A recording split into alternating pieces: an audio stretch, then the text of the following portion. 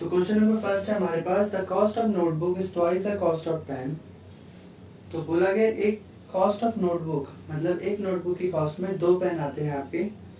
Right the linear equation in two variable. So linear equation in two variable के अंदर हम दो unknown number मान सकते हैं, एक आपका x रहेगा और एक आपका y रहेगा। तो इस क्वेश्चन के अंदर so the cost of notebook को हम लेट कर लेते हैं x and the let the cost of pen आपकी हो जाएगी y। ठीक है, अब अगर हम क्वेश्चन को ध्यान से देखें तो बोलता है क्वेश्चन नोटबुक की जो कॉस्ट है वो इक्वल है किसके, 2 इंटू पेन की कॉस्ट के, पेन कॉस्ट। क्यों? क्योंकि एक नोटबुक के अंदर दो पेन आते हैं, इसके अंदर 2 pen is equal to 1 notebook. So हम इसे लिख सकते हैं नोटबुक की कॉस्ट आपकी x एंड पेन की कॉस्ट आपकी y, तो 2 इंटू y।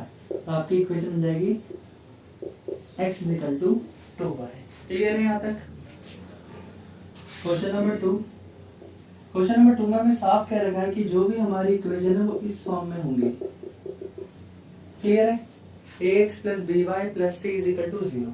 तो इस क्वेश्चन के अकॉर्डिंग अगर हम देखें, हमारा फर्स्ट पार्ट है 2x plus 3y is equal to 9.35 के ऊपर बार है। ठीक है, तो इस क्वेश्चन के अकॉर्डिंग अगर हम अपना एक्सप्रेशन को रिवाइज करें तो देखते हैं कि ax by और c आपके तीनों टर्म यही होने चाहिए और यहाँ इज इक्वल टू 0 होना चाहिए।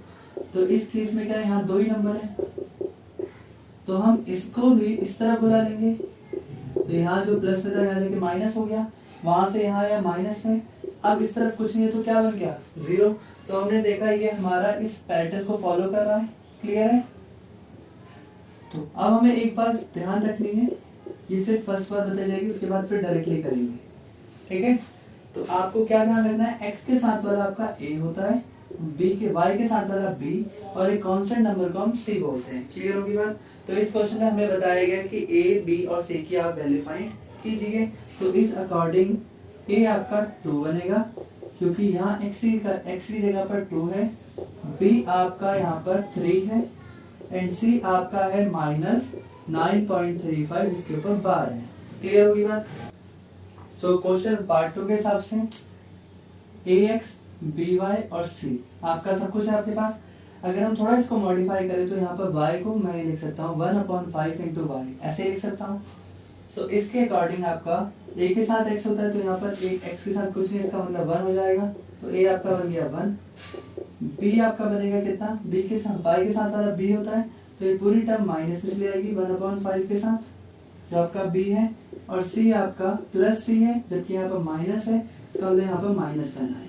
क्लियर होगी बात? आपको साइन के साथ लिख देना है। अगला वाला भी ये आपका ax, by और c इसी टर्म में होता है। तो आपने देखा जो 6 यहाँ पर इसको आप इस तरफ ले आएंगे तो यहाँ प्लस में वहां जाके क्या बन जाएगा, माइनस। अब आपका कुछ इस पैटर्न में सही आ गया ये a के x के साथ वाला a, तो इसके अकॉर्डिंग आपका a है -2, b आपका है 3 और c आपका है कितना, -6। क्लियर है?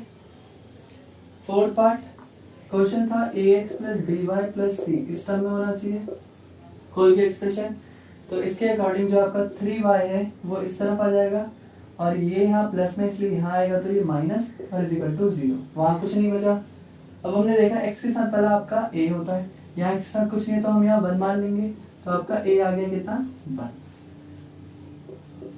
y के साथ वाला b होता है तो यहाँ पर y के साथ है -3 तो आप लिखेंगे b की वैल्यू कितनी है, -3। बट आपने देखा यहाँ तो कोई भी c वाली टर्म बची नहीं तो c आपका कितना हो जाएगा, 0। अगेन यहाँ पर भी तो क्वेश्चन का पैटर्न था ax plus by plus c इस फॉर्म में होना। तो इसके अकॉर्डिंग जो आपका -5y है वो आपका इस तरफ आ जाएगा और बन जाएगा किसमें, प्लस में, क्योंकि माइनस जब उस तरफ आएगा तो प्लस बन जाएगा। सो इसके अकॉर्डिंग a आपका है 2, b आपका है 5 और c आपका एब्सेंट इसलिए 0। क्लियर? 6 पार्ट क्वेश्चन पैटर्न बोलता है ax plus by plus c की फॉर्म में होना चाहिए।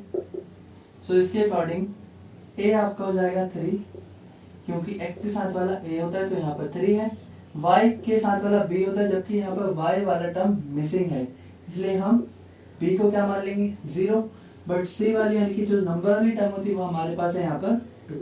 तो आपका इसको भी ध्यान रखना है कि आप a और b ऐसे लाइन से लिखती है। Again ax plus by plus c इस फॉर्म में होना चाहिए।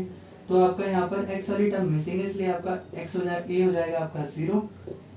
b के साथ कोई नंबर नहीं, इसलिए b के साथ आप 1 मान लेंगे और आपका b बन जाएगा 1, क्योंकि y के साथ कोई टर्म नहीं है तो यहाँ पर हम 1 मान लेंगे, तो b आपका 1 हो जाएगा। बट c वाली टर्म आपकी क्या रहेगी -2, क्योंकि जो सिंगल नंबर होंगे हम उनको c मान लेंगे। सिमिलर इसमें भी ax plus by plus c इस फॉर्म में होना चाहिए क्वेश्चन। सो ये जो 5 है वो आपका इस तरफ चला जाएगा, 2x यहाँ प्लस में था हो जाएगा माइनस इक्वल टू 0।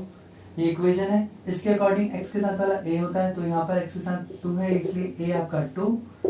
b आपका y के साथ वाला b होता है, बट यहाँ तो y वाली टर्म मिसिंग है इसलिए y आपका 0 एंड c आपका हो जाएगा कितना -5। Thanks for watching this video.